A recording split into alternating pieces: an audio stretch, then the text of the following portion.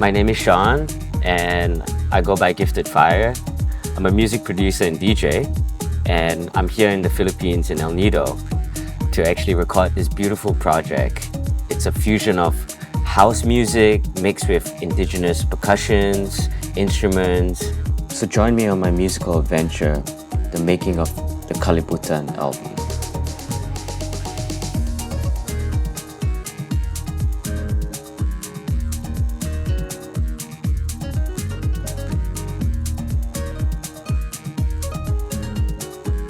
It's always been my dream to be a musical pirate. And coming from New York, we don't really have a pirate ship that you get to see. So this trip is my third time to El Nido. It's one of the most fulfilling kind of trips because most people go there for a holiday. Most people enjoy the beauty of the place, get to sail, party. But the inner mission for this trip was to create with the locals, to really connect with something deeper. And I found that giving up home in New York where I had everything, a recording studio, places to play, bookings, you name it. And New York City is a really exciting city. But to just throw myself out, detach from everything and put myself into a new place, and meeting some of the most mystical, legendary craft people. This is a new approach, introduce it in a different way, in a new audience. It's a new era, new everything. In this project, I got to meet Nunun, Gangsa, and Dom. They're part of, a beautiful band that plays with indigenous instruments. So I brought all my little gear, got a little small villa to record so we don't have rooster sounds. It's a very DIY project. But did you know that Philippines music has African roots, has Spanish roots? I'm so delighted to have you and thank you for making and orchestrating this to happen. We met, on my first trip to El Nido? Yeah. You're a beautiful craft woman, artist. What's interesting is she's a badass fucking percussionist, She had her technique down. She started some of the grooves and also what a awesome year you have. I don't know, my teacher told me that too. Well, today you're the teacher. I'm really grateful that we got to sit together and to be able to do this project.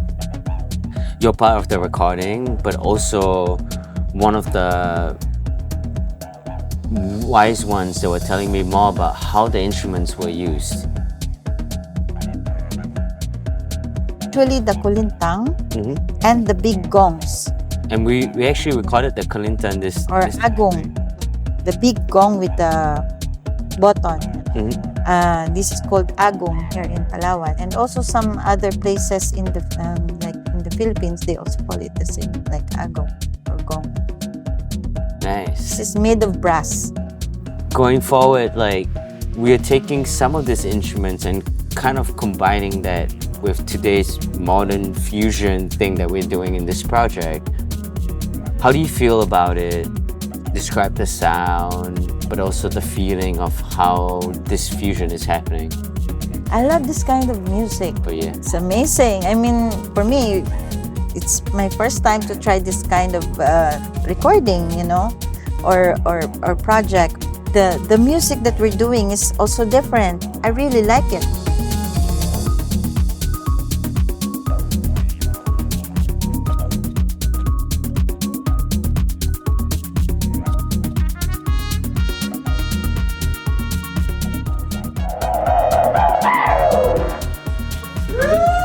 We've been waiting for that.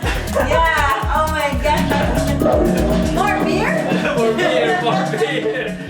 And I'm here with the legendary craft maker, Nunu. Legendary. Yeah, I'm a craftsman. And I do a lot of things. I do carpentry, I do, anything.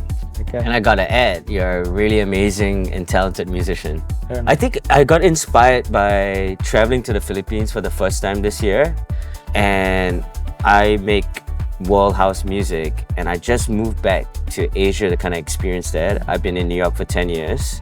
I'm originally Singaporean actually, and I left home for 10 years to kind of explore new music, found myself making Afro house, organic house, and fascinated by world indigenous like music. But when I came to the Philippines, I did not know from an outsider how deep this culture is. The tribes, the rhythms, the kind of like instruments that played, and the meaning behind it. It's really cool for you to kind of open my world up into your world. This is the time maybe that after all these years that we've been doing arts, the alter ego, the musician part of us, it's like this is the time that we have to let go and share the music part of Kawangis. I kind of want to talk about the instruments because this project is really a merge of two worlds, you know, and even the technique of how we are used to recording, making a song itself, to like a multi-track where I'm using a laptop in a villa, on a coffee table, sitting on the floor, very DIY. But you brought all your instruments, you know. Do you want to share about like, this is the first instrument that we recorded, Yeah. that was the first time meeting you. That made you like us. It's actually called by many names. Like this is like the 2-string guitar. It has a different variations here in the Philippines. Like, but this one is from here in Palawan. This is called the Kudyapi. Traditionally, it still is 2-string guitar with a few frets. What's the riff that you played? The riff. I've been holding on to it for a long time, but And thank you for sharing it I didn't, to us in this time. even in the band, I was trying to make something out of it for the band, but it's been waiting for you to have this one. It's like I've been waiting for you.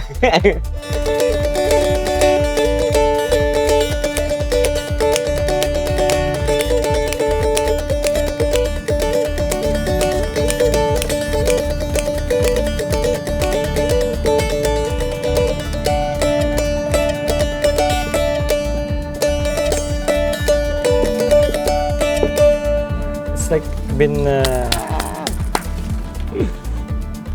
it's for you. It's for this. It's for us.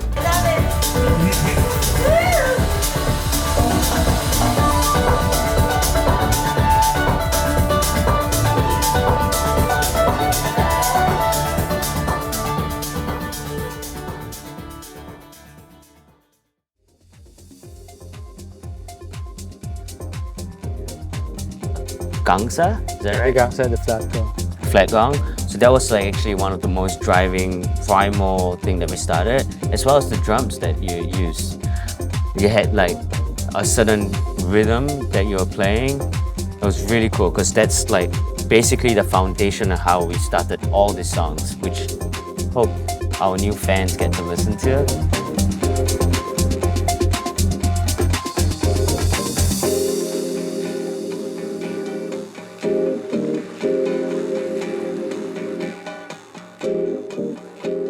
The instrument from the north, like the northern Philippines, like the flat gong. We already recorded. It's like it sounds really nice. It's like you did a really good job about it. It's like oh.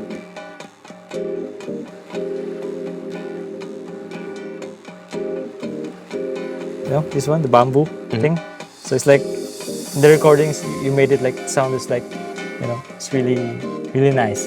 It's like maybe, yeah, it's this time that introduce it in a different way, because the band we've been you know, we've been playing for a long time already. It's like a little 20 years.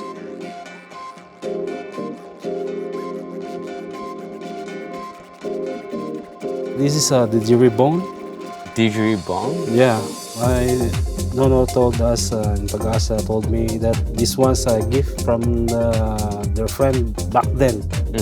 So these have chords.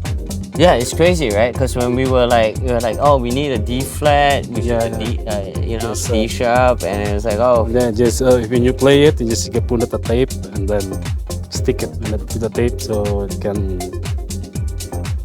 So but usually our music is made in D. That's all I heard when I playing this.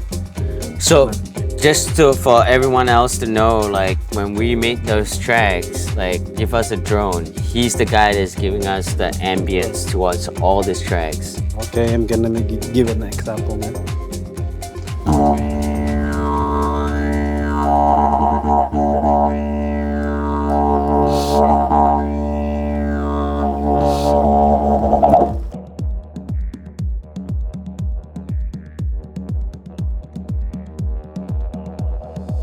I wanted to do Asian house. No idea what that meant. Yeah. Had an idea. I have an idea of that kind of music, but now I understand step by step when I listen to the mix you made.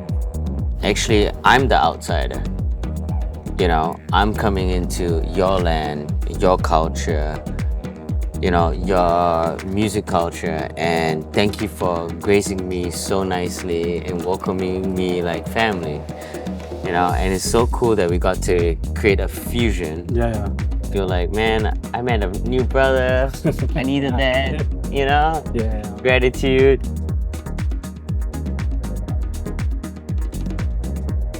So, last one, you know, we got to work 3 days together.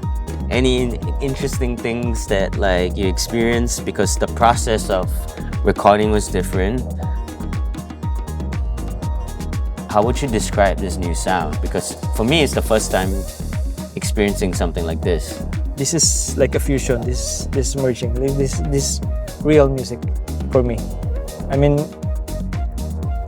we've been doing this for a long time, and this is the first time that we experienced this. Like the way you do it, you personally, like the way you do it, like you answer like your mind and your, like it's the same.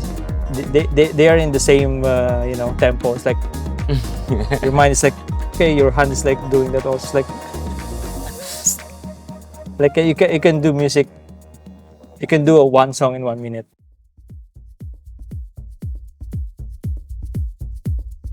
Personally, this project that we're doing together is to kind of raise awareness and some sort of funding that we can actually build a live room, a live recording studio, to bring the tribe into a studio where all of them can belong together and play their music, so it'll be recorded history.